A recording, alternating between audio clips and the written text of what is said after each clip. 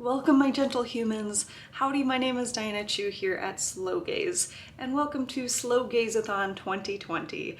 I have 6 books here that have changed my life during the pandemic. And I know that sounds very dramatic, but I've been reading a lot, and many of you may have been turning towards reading, consuming media just to distract us from the general malaise and the chasm of anxiety that is threatening to swallow us whole, amongst other things. I'm in such a privileged position to be talking to you today about books that have enriched my life and my thinking during this very scary and dire time. So I acknowledge that up front. If you haven't been to my channel before, welcome, welcome.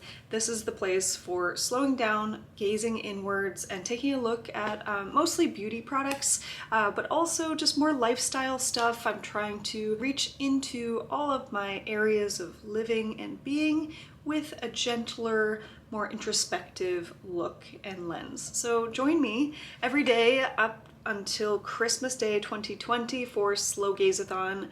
It is basically my secular way of saying welcome to Vlogmas, and I've never participated in it before, so this is kind of a marathon, a little more casual, a little bit more unpolished. And today I have 6 books for you. I've separated them out into 3 categories. If you enjoy this video, if you enjoy this series, please give this video a thumbs up. It is a great compliment that you can give to me today. You can also support my channel further if you wanted to by buying me a coffee, and if you don't know what that means, I've linked it down below. Actual coffee break. Now the first 2 I have for you are more on racial issues, social justice issues, and I would highly, highly recommend starting with How to Be an Anti-Racist by Professor Ibram X. Kendi. He is serving up from a Black perspective, from a scholarly perspective, but also from his childhood, what it means to be anti-racist. And this term I want to pick up on, talk about a little bit with regards to another book. I've never read anything by this author before. I wasn't expecting to have chapter after chapter of such pointed, decisive definitions. Now, before I dive into my review of this book, I wanted to say again that I am in such a privileged position. I'm not white, but I am white adjacent, meaning that I have all of the privileges, or most of the privileges, of having light skin here in this country. But I live in Milwaukee, and it is one of, if not the most segregated city in the United States right now. Reading this was not only a first step into understanding and having more of a compassionate, well-defined narrative in my head, a language in my head to define what it meant to live through these times in a more educated way. Being able to educate myself on these things and not living through racism every single day was a privilege. I do have my own understandings of racism as a minority, have such a fair skin, such a different outlook and experience from my Black and brown brothers and sisters. So as an ally, this book was monumental for me, and I think it could be monumental for you. Before his chapters began, he started with My Racist Introduction, and he talks about Blackness and the intersectionality between racism and all of the other powers at work here in the United States. Body, culture, language, of course, gender roles. What I love about this book is that it empowers you to have the knowledge and the understanding of why we even use certain terms that are floating around. It kind of squashes misinformation, and it helps you build a framework for your own critical understanding. How racism isn't just one cause or one hashtag of Black Lives Matter, it's all of us in the same system. If you are a feminist or if you care about one thing, it's not so isolated as maybe as you would see or on social media. It's all interconnected and interwoven. And I think he does a great job of describing all of that. Racist or anti-racist. He argues that every single action that we have, every single movement forward or backwards could be classified as a racist or an anti-racist action. And what I love about that is that in one moment I could be acting in a racist way, and in another moment I can be acting in an anti-racist way. So again, that's very empowering if we strive strive for perfection or for being so hell-bound to one definition of ourselves, we wouldn't be human and we wouldn't be able to move forward and be a better person. But if we understand what it means to have an anti-racist agenda or to support anti-racist movements, causes, we can little by little shift our own perceptions and our own actions towards more anti-racist motions, if that makes sense. So I love this book. It's quite an easy read. I do have to go back through the definitions and really kind of formulate my brain. It's almost like an instruction manual in that respect, but the writing itself is very easy to dig into. The other book in this category is a Pulitzer Prize winning book by Matthew Desmond, and it is called Evicted. I picked this up from a friend. It was specific to Milwaukee, a work of nonfiction. I love this because it gave me so much more empathy for the system as a whole and for low-income renters, people who live in low-income housing, tight situations that they are placed in every single day. I didn't know a lot of what went on behind the scenes, falling back on rent long enough, and their stuff would be thrown out, ejected out of their homes onto the streets during the dead of winter, very humiliatingly on the street for all to see, wrapped up in plastic, all of your life work, all of your life stuff, just out there with nowhere to go, no alternatives, no money to get it from place A to B. It's just a desolate and desperate position to be in, but that's a position that a lot of people find themselves in over and over again. It's a cycle of poverty and one that can be broken, but our system is not adept and kind of primed to be in their favor. It's beautifully written. If you're not into nonfiction as much, and this is kind of a harder sell, even though I think it should be required reading in a lot of senses, if you wanted to dig into more of a fictionalized feeling, even though, again, this is based on real facts, real people, the real city of Milwaukee, yes, from a white man's perspective, but a lot of research has gone into this. I think this is a beautifully poetically written book. We had a community exhibit here in Milwaukee a few months back. Actually, I say that, but it's because I forget that it's like December 2020 already. Let's say before the pandemic, there was a community exhibit that showed a lot of these truths. They had an exhibit where you could literally walk up to lamps and tables and boxes all piled up and wrapped in saran wrap and kind of feel the emotional weight of what it even might look like if your stuff was on a pallet out in the ground in public for people to see. They had a lot of the information and informational graphics displayed in a way that you had so much more empathy for the intricacies that people were up against. As an art major and as a person who lives in exhibits and lives in that kind of world, that really resonated with me. These two are just such great books to dive back into and to reframe your brain during this time. Before jumping into the other recommendations that I have, profits from all of the ads that you watch, from the things that you don't skip, I will be donating proceeds to the ACLU as well as more local charities. Now, I'm being vague on purpose. I just started getting monetized on my channel, yay! So I don't know how much is coming in.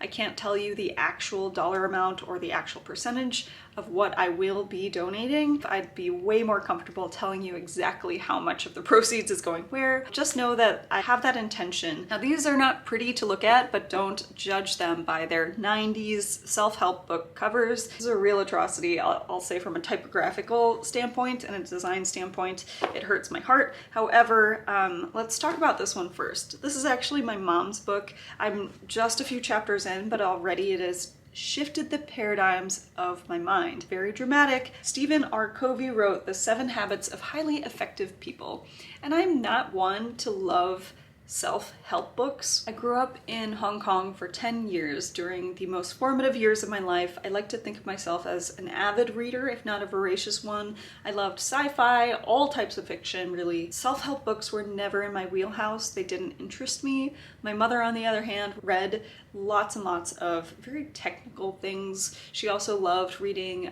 presidential biographies, like the audacity of Hope, Clinton's, and this is one of the books that she had on her bedside table alongside Men Are From Mars and Women Are From Venus, Rich Dad, Poor Dad. Looking back, I would kind of make fun of her for or be judgmental in my mind about. This one stands out to me because it talks about the true characteristics of the human experience and the base virtues that we all hold true. No matter what country or culture you're from, no matter how young or old, I think we could all agree on principal pillars that are good or deemed as virtuous. Let's say honesty, fairness. Stephen R. Covey asks you to focus on those pillars of virtues versus what he calls the personality ethic, which is kind of a fallacy nowadays. In the last 150 years, we've shifted from looking at those like true grit characteristic traits to a more personality based structure of success. So if you're extroverted, you're going to get far. If you are always smiling, if you're bold, if you're charismatic, if you're good at social media, basically, you will be a successful person in life. And he says that that's all frosting on the cake, but we need to go back to the true characters and what it means to be a self-fulfilled human. And I love that. We all can have differences and we all can get at self-fulfillment in our own ways. But if we focus on maybe the 7 fundamental truths, then we can all arrive at a better society, no matter how you get there. And so that's given me a little bit more peace within myself as an introvert, as someone who really likes to take a step back, be a little more cautious, less reactive, more introspective, aren't the true keys to being a more effective person. Now this other one, it is called The Millionaire Next Door, and this is by, it's so hard to read, Thomas J. Stanley, PhD, and William D. Danko. When we think of millionaires, at least when I think of a millionaire, I think of the Kardashians, I think of the Jeffree Stars, I think of the highly conspicuous consumers that we can all point to and say, yes, they have a lot of money, but they also spend a lot of money. These are the people who have a lot of money, but don't look like it. Hush hush, through practical and consistent investing, they've been able to garner millions and millions of dollars. And what I loved about this book is that it's a survey not only of who these people are, where they live, but also like what cars they like to buy, what type of watch they like to buy, and you'll be surprised by how humble, meager these displays of consumerist habits are. It's really fascinating. Yes, there are numbers and charts in here. It's kind of anthropological. It's a very easy read. I got through this book quite quickly, but it's chock full of information, and it's helped me on my own minimalist journey, why I'm doing this in the first place. Live like no one else today to be able to live like no one else tomorrow, out of the mindset that I constantly need to spend what I was pulling in. Take more advantage of the capitalist system versus just letting it take advantage of me. It keeps you just enough hooked. It's not gimmicky, cold hard facts, but in a really accessible way. I actually recorded this entire video before yesterday and I thought I was ahead. Then I watched it back and I saw that my brows, there was something really weird with my brows. They were being super wonky and I could not unsee it, and so here I am, re-filming this for you. So hopefully I am giving you all the good just as much as I was yesterday. They couldn't be more different. This is by Henry David Thoreau. This is by Jenny Odell, a contemporary writer and artist. Very, very smart. That's her. If you are on a minimalist journey like I am, you might have come across Walden by Henry David Thoreau. This is named after Walden Pond on his family's estate. It was about a mile or so away from where his family was living. He was 30 years old at the time of writing this, I think, and that's my age now. So I thought it was just such a nice time to enter his world.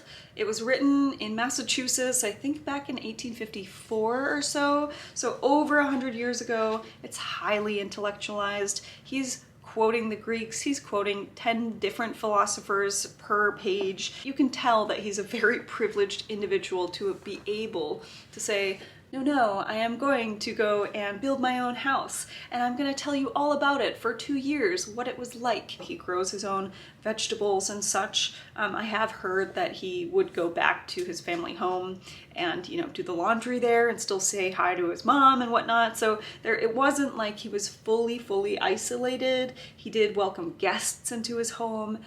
He did make enough money to be able to buy certain things, but overall, it's more about the philosophical leanings of what he was talking about. He is famous for saying in this book that most men in his contemporary time, and I would argue same with today, they lived lives of quiet desperation. We are all running through this capitalist system, this racist system, this institution that does keep us quiet and complacent. It helped me elevate my mind a little bit more philosophical than I'm used to reading, so I loved all those touch points, the past that he was constantly referring to, and it's just so apt for today's culture. Don't be fooled by this gorgeous flowery cover. This is not an easy read. I would say that this is even easier than this book because she is just too smart. I've read plenty an artistic critical framework essay in my time, and this is just like that. If you are into essays and liking tidbits of information and arguments, this is kind of the book for you, but this is just as intellectual, and she references so many contemporary artists as well as highly ancient people to progress her arguments in here. Anatomy of a Refusal. Now, going back to this How to Be an Anti-Racist book, she has something called third space or the liminal space. And I'm paraphrasing here, but let's take anti-racist, for example. If we're saying there's racist and anti-racist, both of them are going towards this idea of racism. So they're both pointing back at this one idea. You're either for or against it. She argues that there's actually a back door for a refusal, that you can actually open up a third space and not just say yes or no, because it's always pointing back to this one thing,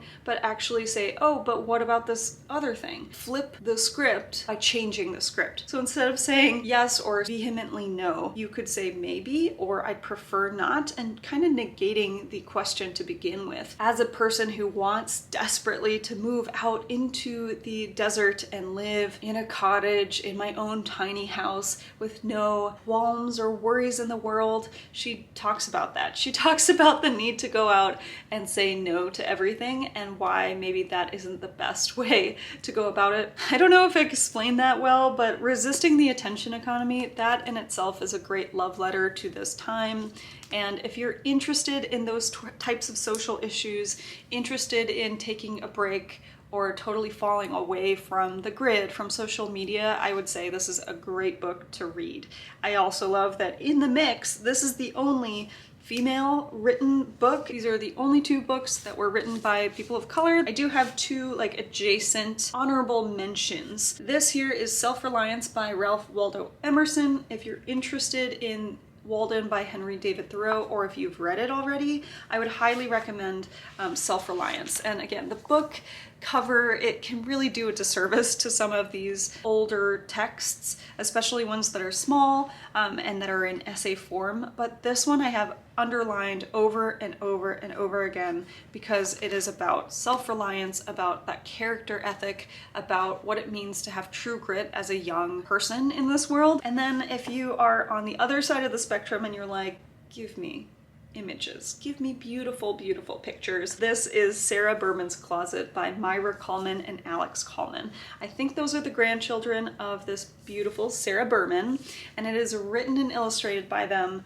Maira is the illustrator. It tells the story of the late Sarah Berman, I guess as a tribute, as a portrait to her life, but also to the later days in her life and her possessions. As she got older, she found herself living alone and living in her own apartment for the first time, and in a fit of self-expression, she decided to wear only white for the rest and remainder of her life. They talk about all of her products and all of her items in this beautiful, airy catalog sort of way. It tells you how little you actually need, how bold you can be, and how you can just make the choice to live the way you want. Illustrations are gorgeous. Her story is uplifting, what minimalism meant in a different context and totally different history. So I will leave you with that. This is more of the upper from all of the downers in here. I really hope you enjoyed this video. Connect with me down below in the comments. I read every single comment, and I will see you again tomorrow because this is Slowgazathon after all. Let me know if you enjoyed book recommendations. I usually give makeup recommendations, and it's very hard for me to shift my brain to do so. But if you liked this can be like something that I bring up every so often on my channel. I hope you're having a wonderful day, morning, evening, noon, or night, wherever you are in the world. Hi from Milwaukee, Wisconsin. Hi from Slow Gaze. Virtual hugs to you all. I'll see you soon on the next one. Adios.